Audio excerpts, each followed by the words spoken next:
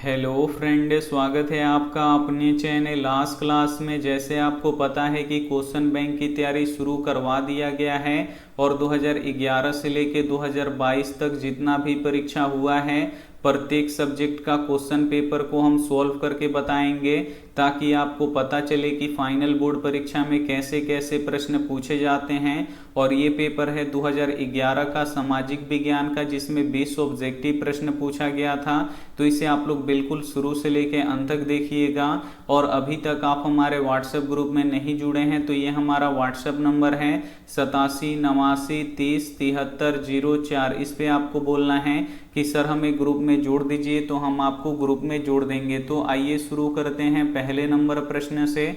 तो यहाँ पे देखिए 20 ऑब्जेक्टिव प्रश्न पूछा गया था और आपको 20 में से पूरा 20 बनाना था। तो आइए शुरू कर देते हैं यहाँ पे पहले नंबर प्रश्न से। तो पहला नंबर प्रश्न है कि कार्ल मार्क्स का जन्म कहाँ हुआ था। पूछा गया है कि कार्ल मार्क्स का जन्म कहाँ हुआ था, तो जर्मनी में हुआ था। यहाँ पे बी वाला ऑप्शन बिल्कुल ही सही हो जाएगा। एक प्रश्न ये भी पूछा जाता है कि दास कैपिटल किसने लिखा था, तो दास कैपिटल जो पुस्तक है वो कार्ल मार्क्स ने लिखा था। तो इसे भी साथ में आपको याद रखना है। आइए देखते हैं अगला प्रश्न।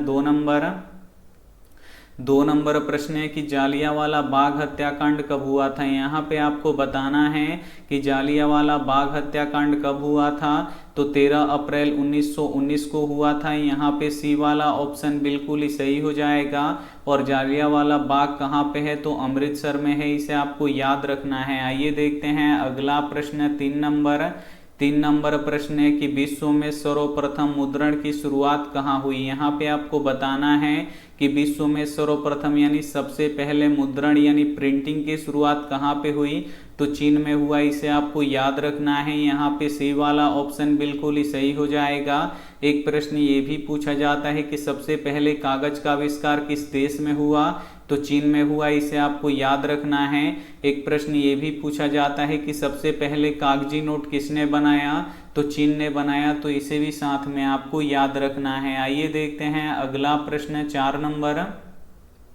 चार नंबर प्रश्न है कि लंदन में अनिवार्य प्राथमिक शिक्षा कब लागू हुई। काफी महत्वपूर्ण प्रश्न है। यहाँ पे आपको बताना है कि लंदन में अनिवार्य प्राथमिक शिक्षा कब लागू हुई, तो 1870 में लागू हुई। यहाँ पे बी वाला ऑप्शन बिल्कुल ही सही हो जाएगा। आइए देखते हैं अगला प्रश्न। पाँच नंबर प्रश्न है कि बिहार की पहली रेल लाइन निम्न में से कौन सी थी। यहाँ पे आपको बताना है कि बिहार की पहली रेल लाइन निम्न में से कौन सी थी, तो ईस्ट इंडिया रेलवे थी। इसे आपको याद रखना है। यहाँ पे बी वाला ऑप्शन बिल्कुल ही सही हो जाएगा। ये देखते हैं अगला प्रश्न।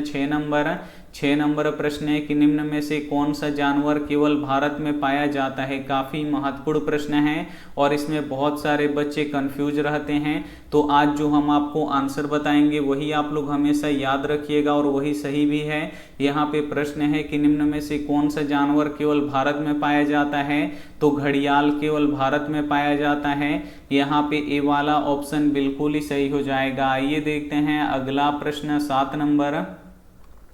7 नंबर प्रश्न है कि भारत के किस स्थान पर पहला परमाणु ऊर्जा केंद्र स्थापित किया गया था। यहाँ पे आपको बताना है कि भारत के किस स्थान पर पहला परमाणु ऊर्जा केंद्र स्थापित किया गया था, तो तारापुर में किया गया था। यहाँ पे डी वाला ऑप्शन बिल्कुल ही सही हो जाएगा। और तारापुर कहाँ है, तो महाराष्ट्र में है। तो इसे भी साथ में आपको याद रखना है। आइए देखते हैं अगला प्रश्न। 8 नंबर प्रश्न है कि भारतीय रेल को कितने जोनों में बांटा गया है। यहाँ पे आपको बताना है कि भारतीय रेल को कितने जोनों में बांटा गया है, तो 17 जोनों में बांटा गया है। यहाँ पे बी वाला ऑप्शन बिल्कुल ही सही हो जाएगा। और बिहार का एकमात्र जोन कौन सा है, मुख्यालय कौन सा है रेलवे का, तो हाजीपुर है। तो इसे भी साथ में आपको याद रखना है। आइए देखते हैं अगला प्रश्न। 9 नंबर प्रश्न है कि बिहार के प्रमुख राजमार्ग संख्या 2 किस नाम से प्रसिद्ध है। काफी महत्वपूर्ण प्रश्न है। यहाँ पे आपको बताना है कि बिहार के प्रमुख राजमार्ग संख्या 2 किस नाम से प्रसिद्ध है, तो शेरशाह सूरी मार्ग से प्रसिद्ध है। इसे आपको याद रखना है। यहाँ पे बी वाला ऑप्शन बिल्कुल ही सही हो जाएगा। आइए देखते हैं अगला प्रश्न। 10 नंबर प्रश्न है कि सूचना के अधिकार आंदोलन की शुरुआत कहाँ से हुई। यहाँ पे आपको बताना है कि सूचना के अधिकार आंदोलन की शुरुआत कहाँ से हुई, तो राजस्थान से हुआ। यहाँ पे ए वाला ऑप्शन बिल्कुल ही सही हो जाएगा। एक प्रश्न ये भी पूछा जाता है कि सूचना के अधिकार अधिनियम कानून कब बना, तो 2005 में बना, तो इसे भी साथ में आपको याद रखना है। आइए देखते हैं अगला प्रश्न 11 नंबर प्रश्न है कि भारत में कहाँ महिलाओं के लिए आरक्षण की व्यवस्था है। यहाँ पे आपको बताना है कि भारत में कहाँ महिलाओं के लिए आरक्षण की व्यवस्था है, तो पंचायती राज्य व्यवस्था में है। यहाँ पे सी वाला ऑप्शन बिल्कुल ही सही हो जाएगा। और पंचायती राज्य व्यवस्था में महिलाओं का आरक्षण कितना प्रतिशत है, तो 50% है, तो इसे भी साथ में आपको याद रखना है। आइए देखते हैं अगला प्रश्न 13 नंबर प्रश्न है कि वर्तमान में नेपाल की शासन प्रणाली कैसी है। यहाँ पे आपको बताना है कि वर्तमान में नेपाल की शासन प्रणाली कैसी है, तो लोकतांत्रिक है। यहाँ पे ए वाला ऑप्शन बिल्कुल ही सही हो जाएगा। और इससे पहले क्या था, तो राजतंत्र था, तो इसे भी साथ में आपको याद रखना है। आइए देखते हैं अगला प्रश्न 14 नंबर प्रश्न है कि भारतीय अर्थव्यवस्था कैसी है। यहाँ पे आपको बताना है कि भारतीय अर्थव्यवस्था कैसी है, तो भारतीय अर्थव्यवस्था मिश्रित अर्थव्यवस्था है, इसे आपको याद रखना है। यहाँ पे बी वाला ऑप्शन बिल्कुल ही सही हो जाएगा। आइए देखते हैं अगला प्रश्न 15 नंबर प्रश्न है कि वैश्वीकरण के मुख्य कितने अंग होते हैं। यहाँ पे आपको बताना है कि वैश्वीकरण के मुख्य कितने अंग होते हैं, तो 5 अंग होते हैं, इसे आपको याद रखना है। यहाँ पे डी वाला ऑप्शन बिल्कुल ही सही हो जाएगा। आइए देखते हैं अगला प्रश्न 16 नंबर प्रश्न है कि भारतीय रिजर्व बैंक की स्थापना कब हुई। यहाँ पे आपको बताना है कि भारतीय रिजर्व बैंक की स्थापना कब हुई, तो 1 अप्रैल 1935 को हुई। यहाँ पे बी वाला ऑप्शन बिल्कुल ही सही हो जाएगा। और भारतीय रिजर्व बैंक का मुख्यालय कहाँ पे है, तो मुंबई में है, इसे आपको याद रखना है। और भारतीय रिजर्व बैंक को बैंकों का बैंक कहा जाता है, तो इसे भी साथ में आपको याद रखना है। आइए देखते हैं अगला प्रश्न 17 नंबर प्रश्न है कि विनिमय के कितने प्रकार होते हैं। यहाँ पे आपको बताना है कि विनिमय के कितने प्रकार होते हैं, तो 2 प्रकार होते हैं। यहाँ पे बी वाला ऑप्शन बिल्कुल ही सही हो जाएगा। पहला होता है वस्तु विनिमय प्रणाली और दूसरा होता है मुद्रा विनिमय प्रणाली, तो ये भी साथ में आपको याद रखना है। आइए देखते हैं अगला प्रश्न 28 नंबर प्रश्न है कि निम्न में से कौन मानव जनित आपदा नहीं है। इसमें से आपको बताना है कि कौन मानव जनित आपदा नहीं है। तो सांप्रदायिक दंगे कौन करते हैं, तो मानव करते हैं, तो ये मानव जनित आपदा हुआ। आतंकवाद कौन फैलाते हैं, तो मानव फैलाते हैं, तो ये भी मानव जनित आपदा हुआ। और रेल दुर्घटना किसके कारण से होता है, तो मानव के द्वारा होता है, तो ये भी क्या हो गया, यहाँ पे मानव जनित आपदा हो गया।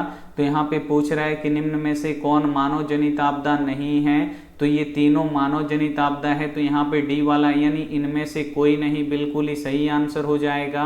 तो यहाँ पे डी वाला ऑप्शन बिल्कुल ही सही हो जाएगा। आइए देखते हैं अगला प्रश्न 19 नंबर प्रश्न है कि किस क्षेत्र को द्वितीय क्षेत्र कहा जाता है। यहाँ पे आपको बताना है कि किस क्षेत्र को द्वितीय क्षेत्र कहा जाता है, तो उद्योग क्षेत्र को द्वितीय क्षेत्र कहा जाता है। यहाँ पे सी वाला ऑप्शन बिल्कुल ही सही हो जाएगा। और कृषि क्षेत्र को प्राथमिक क्षेत्र कहा जाता है, इसे आपको याद रखना है। और सेवा क्षेत्र को तृतीय क्षेत्र कहा जाता है, तो इसे भी साथ में आपको याद रखना है। आइए देखते हैं अंतिम प्रश्न 20 नंबर प्रश्न है कि प्लास्टिक मुद्रा है। इसमें से आपको बताना है कि कौन प्लास्टिक मुद्रा है, तो जो एटीएम कार्ड होता है ये प्लास्टिक मुद्रा होता है। यहाँ पे ए वाला ऑप्शन बिल्कुल ही सही हो जाएगा। और एटीएम से हम 24 घंटे पैसे निकाल सकते हैं और जमा भी कर सकते हैं, तो इसे भी साथ में आपको याद रखना है। यहाँ पे 2011 का जो सामाजिक विज्ञान का पेपर है, इसमें 20 ऑब्जेक्टिव प्रश्न पूछा गया था, जिसे हम बता चुके हैं।